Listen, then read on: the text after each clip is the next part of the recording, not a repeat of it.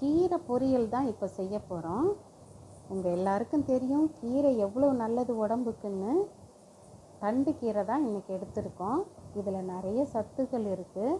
இதில் இருக்கிற vitamin A கண் பார்வைக்கு ரொம்ப நல்லது.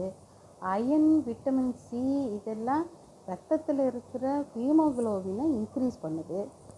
கால்சியமும் விட்டமின் கேயும் எலும்புகளை வலுப்படுத்தி பற்களை உறுதிப்படுத்துது.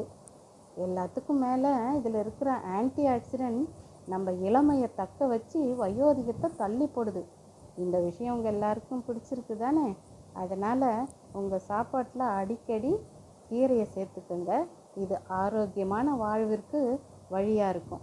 வாங்க இது எப்படி செய்கிறதுன்னு பார்க்கலாம். ஒரு கத்தை தண்டு கீரை எடுத்திருக்கோம். இதை ஆஞ்சிட்டு சுத்தம் பண்ணி 2-3 தடவை நல்லா கழுவிட்டு தண்ணியை வடிச்சிட்டு கட் பண்ணி வச்சுக்கணும்.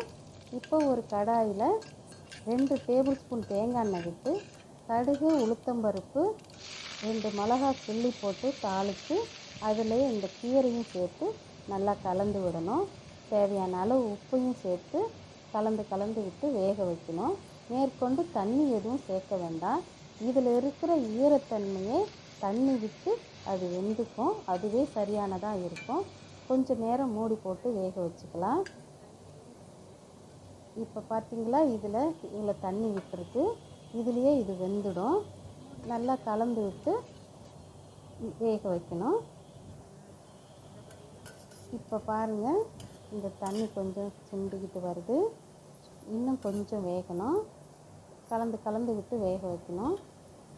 இப்போ பாருங்கள், தண்ணி நல்லா சுண்டிடுச்சு, கீரை வெந்துடுச்சு, தண்டெல்லாம் கூட வெந்துடுச்சு. இப்போது தேங்காய் பூ இதில் சேர்த்து நல்லா கலந்துக்கணும். இப்போ பொரியல் ரெடி ஆகிடுச்சு. சர்விங் பவுலுக்கு இதை மாற்றிக்கலாம். இதே மாதிரி நீங்களும் செஞ்சு சாப்பிட்டு பார்த்து எப்படி இருந்ததுன்னு கமெண்ட்டில் சொல்லுங்கள். இந்த வீடியோ உங்களுக்கு பிடிச்சிருந்தா லைக் பண்ணுங்கள், ஷேர் பண்ணுங்கள், சப்ஸ்கிரைப் பண்ணுங்கள். Thank you everyone.